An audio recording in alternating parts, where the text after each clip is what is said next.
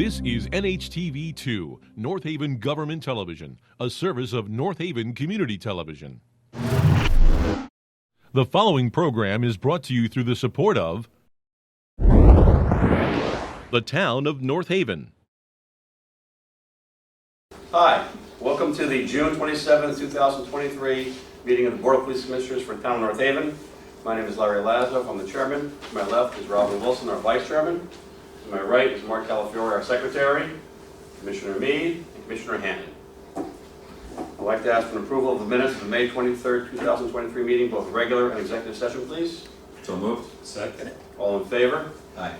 Great. Any correspondences? We have nothing. Okay. For chairman's report. Last night there was a special town meeting. I'm sure the chief will expand upon that, where we are continuing our SRO program, and I'm sure we'll get into that as well. We also had a meeting a couple of weeks ago, a special meeting where we did swear in 3 officers which are in the academy, or soon to be in the academy. We have a retirement of Officer Louis Petrillo, and I'm sure the chief will talk about that as well, but we want to wish Officer Petrillo Godspeed and thank you for your service and good luck on your future endeavors. A constant reminder, as we do every month, to please lock your cars, your homes, your sheds, etc., etc. We have to be vigilant to help ourselves. And with that being said, we have to also remember that we're now in summertime. There's a lot more kids playing outside, both in the streets and in parks, so please be careful when you're driving, be more observant. You should always be observant, but just be paying special attention to the streets as you're driving. And with that, I have nothing else. Chief, I will put it over to you.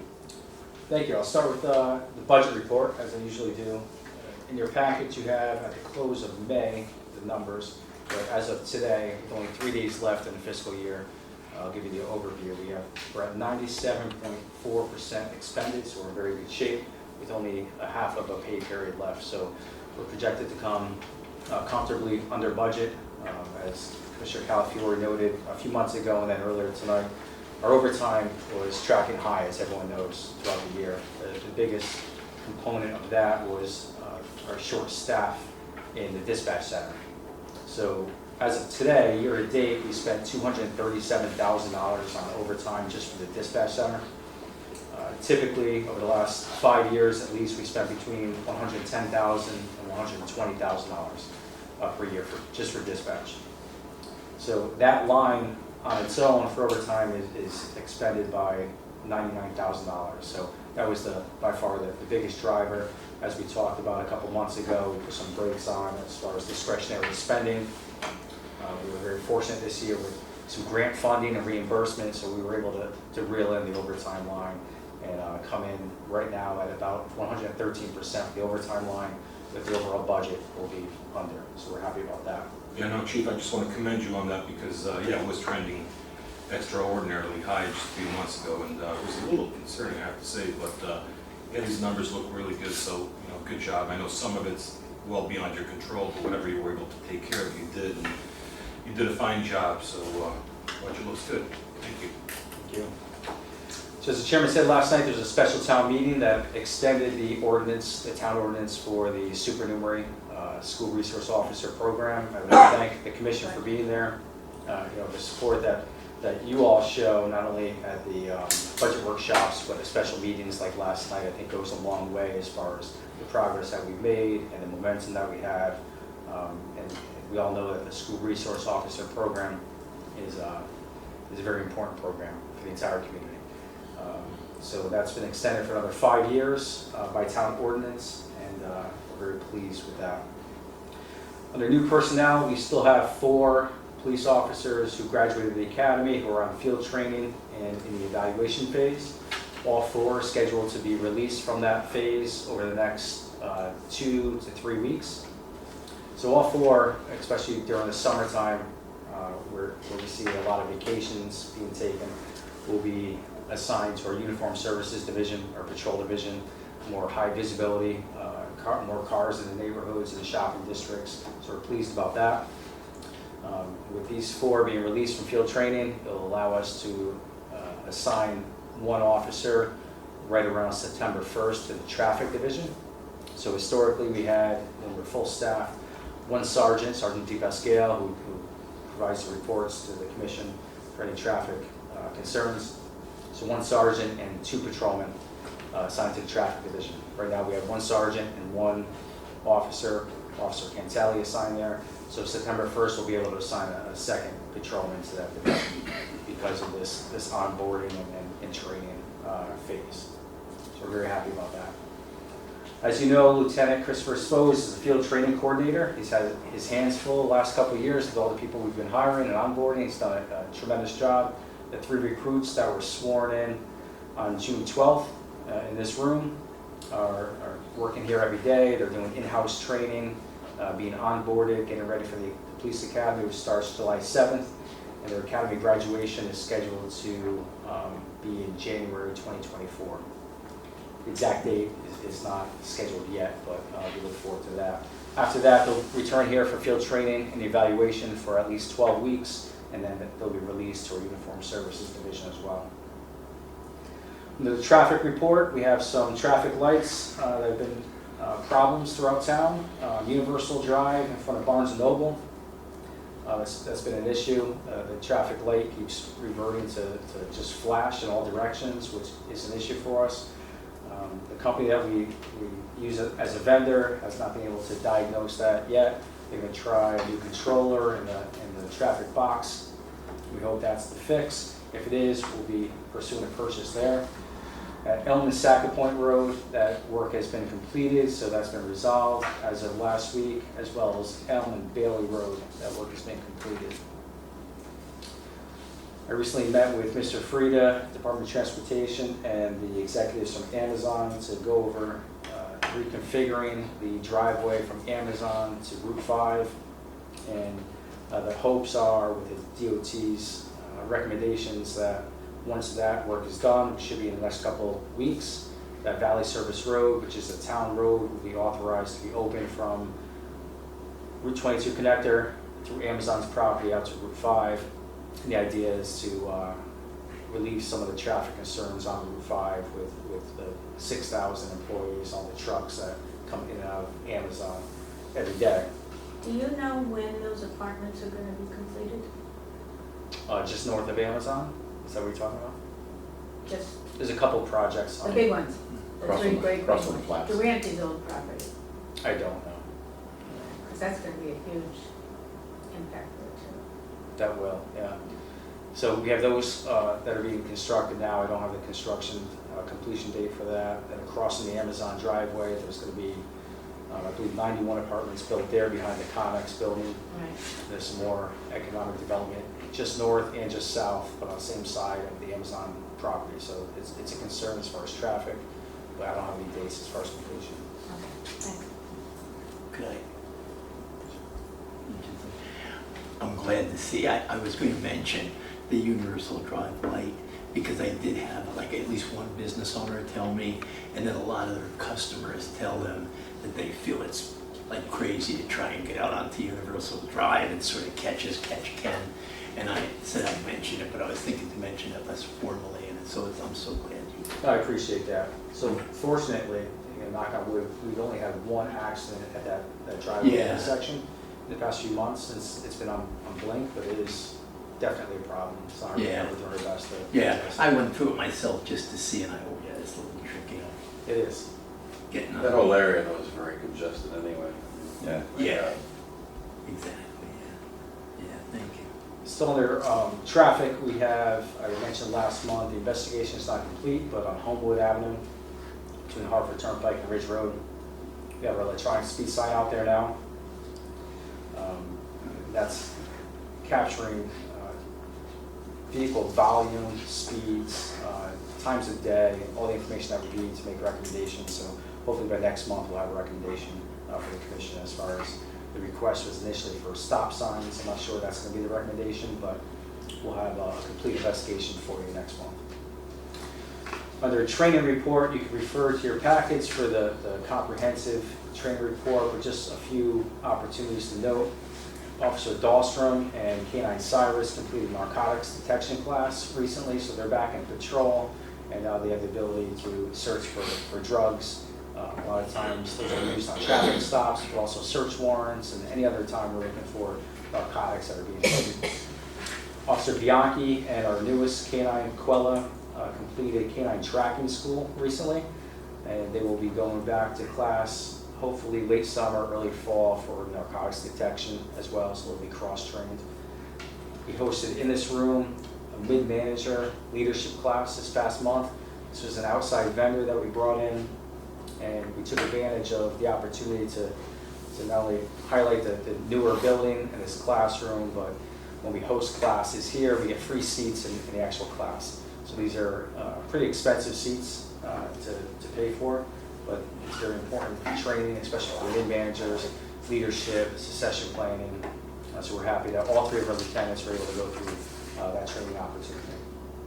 We also hosted here an animal control class. Animal control officers throughout the region came here to North Haven, and one of our animal control officers, or assistant animal control officer, actually conducted the training here, so that was nice to see. Officer Artez and Ferrucci attended firearms instructor class. It's an advanced level firearms training, so they're now certified not only to help with our new recruits, but every year all our officers who need to be recertified in firearms training, they can conduct that. Officer Sinanis, who is already a firearms instructor, went to another advanced training class for rifle instructor training, which will help our officers who have access to rifles in all of our marked vehicles, but also our regional SWAT team. And we had several officers recently attend a crisis negotiation training course.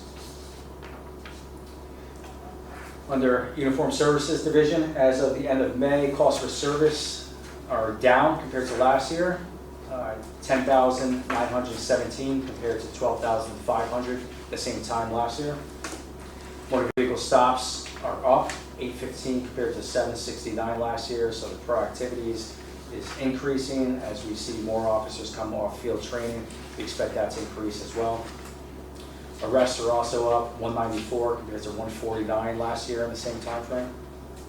Vehicle thefts are just slightly down, 26 compared to 29 last year, but in May we had 11 vehicle thefts reported. That's a spike, that's a high month for us. Out of those 11, 9 were recovered and processed for evidence. Vehicle burglaries continue to trend down, 75 compared to 109 last year. And under the category of all larcenies, this is vehicle thefts, larcenies from cars, shopliftings, every larceny, we're still remaining flat at 221 compared to 220 last year. In May, we had 4 commercial burglaries and 1 residential burglary. Those are all 5 are still under investigation. Under the Investigative Services Division, we made our 3rd arrest that stemmed from the murder that occurred in 2021. This is the final arrest from that investigation. We leveraged our support. We have an officer who's assigned to the Violent Crime Task Force at the state level. So we leveraged that Violent Crime Task Force as well as the U.S. Marshal's Office to help search for that individual who we were having trouble tracking down. So we're happy he's in custody, held on $500,000 bond. He was charged with murdering, conspiracy to commit murder. In May, we had 1 purse snatching in the BJ's parking lot. This was posted to our social media platforms. Not sure if everyone had the opportunity to watch it, but an elderly woman was loading some groceries in the back of her car, had her purse with her, and the vehicle pulled up. Nobody even got out of the car. They just slowed down, reached out of the window, and grabbed a purse from the woman. It was a stolen vehicle that was used to commit this crime, which is common throughout the region, throughout the state, and this seems to be a trend. It's happening more and more as far as these stolen vehicles that are used to commit further crimes. In September of 2022, we interrupted a vehicle burglary on State Street when officers responded and found the suspects committing the crime. The suspect vehicle tried to flee and struck one of the police vehicles. We recovered the stolen vehicle. We arrested 1 person on site that night, but 2 or 3 of the suspects got away. After processing the recovered vehicle, DNA evidence was used, and we received a DNA hit, which identified a suspect. That person is currently locked up for other violent crimes throughout the state, so we anticipate an arrest warrant for that crime, which we're very happy about. Recently, there was a fire on State Street to an industrial building, and this was, the only reason why I'm bringing this up is Detective Lukaitis was dispatched to that fire investigation.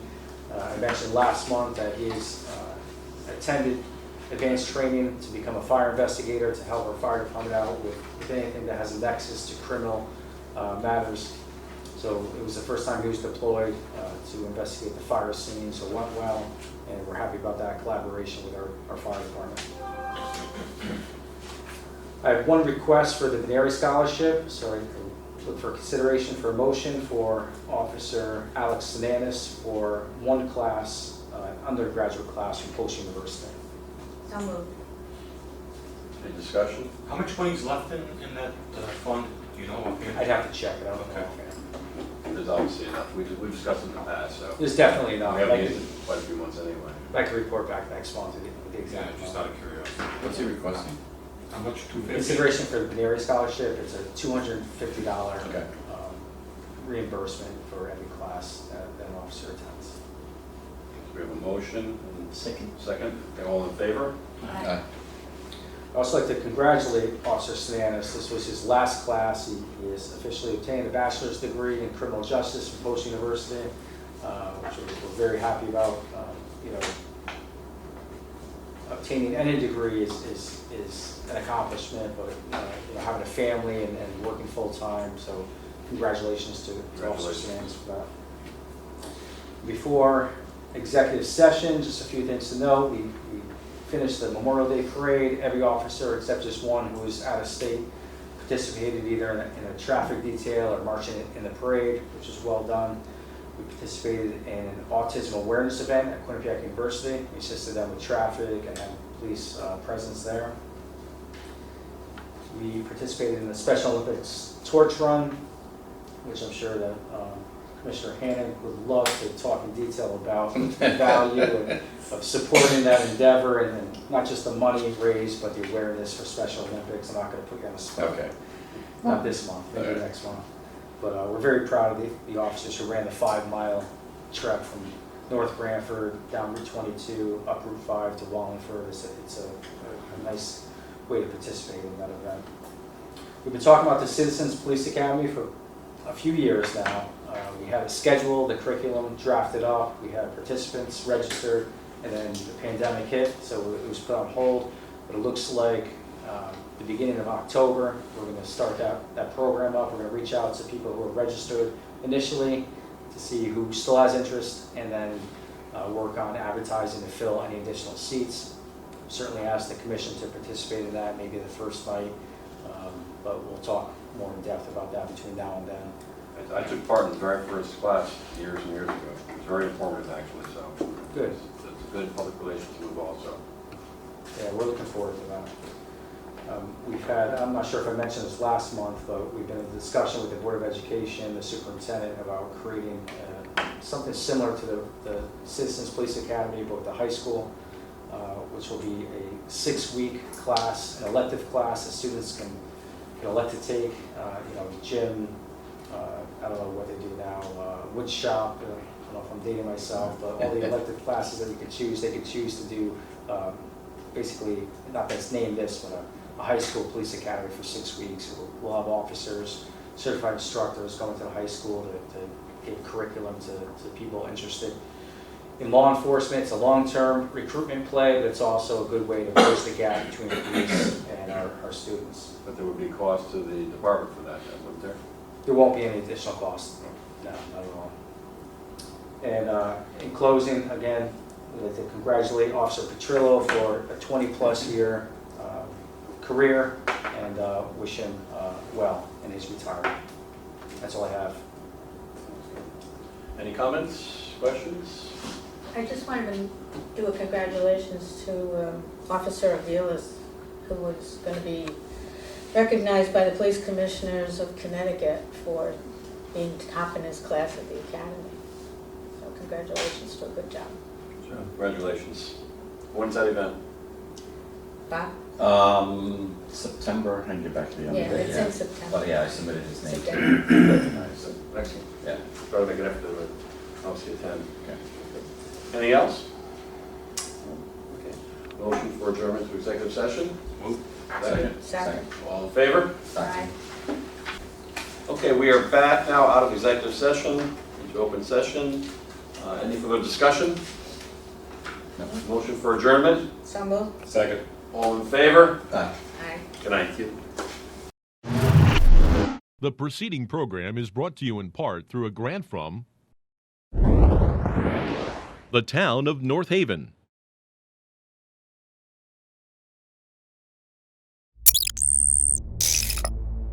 Watch town meetings or other videos on demand at nhtv.com.